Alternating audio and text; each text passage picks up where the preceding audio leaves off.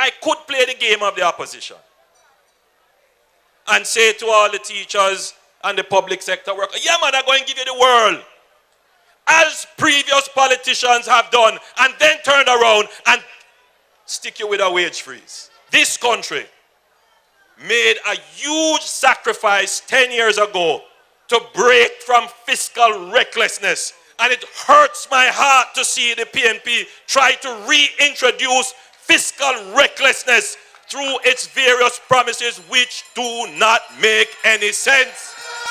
All it is going to do is make you feel good and jump up. And then when the reality strikes, the reality may not be because of any bad management, you know. The reality may strike because of external factors. And when you spend off the money and you don't have what is called the buffers, the reserves that you put aside for the difficult times, then the people feel it.